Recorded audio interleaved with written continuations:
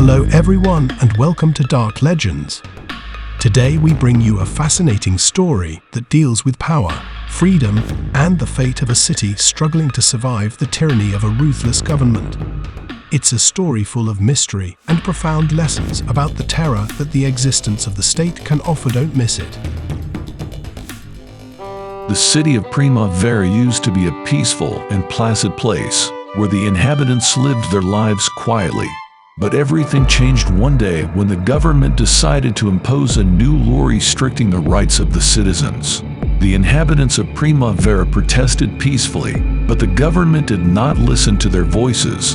Instead, it enforced the law even more harshly, and soon the city was filled with police and military forces. People could no longer go out on the streets without fear. The situation came to a head when the government decided to punish all citizens who refused to obey the law. On the night of the execution, the streets were deserted and darkness overtook the city. People hid and prayed because they knew that the government would stop at nothing to impose its law. The cries of the damned could be heard everywhere, while the citizens trembled with fear.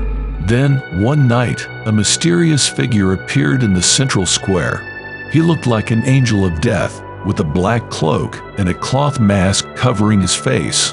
No one knew where he came from, but everyone knew he was there to end the tyranny of the government. The mysterious figure challenged the government with a single demand: free all prisoners and end the unjust law. The government refused to comply with the demand, and the mysterious figure disappeared. But the next day, terrible news swept through the city. The citizens discovered that their lives had inexplicably changed. The inhabitants of Primavera began to experience strange changes in their behavior and physique, as if they had been possessed by some evil entity. The people of the city began to fear that the government was behind it all. Had it released a demonic entity to punish the citizens for challenging its authority? The people of Primavera began to fear that the government had released a demonic entity to punish them for challenging its authority.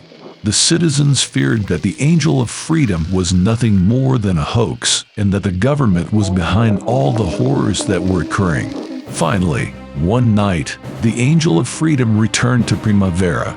This time, he brought with him an army of warrior angels who fought the government force and succeeded in defeating it. At the end, the Angel of Freedom turned to the people of Primavera and said to them, "I have come to free you from your oppressors and to give you back your freedom, but there will not be a second chance. Decide well if you want to repeat your mistake." The people of Primavera rejoiced to see that the Angel of Freedom had returned to save them from their horrible fate. The government had been defeated and the people had regained their freedom. From then on, the citizens remembered that the state is not always the citizenry's best friend, and that when power is abused, the worst enemy will always be the state itself. The story of the Angel of Liberty is an important lesson for us about the dangers of a totalitarian and dehumanized state. It teaches us not to let the power of a government extend too far, and reminds us that freedom is an inalienable right that we must defend. So, let us defend our rights and never let the state become our worst enemy. Best regards and see you in the next video.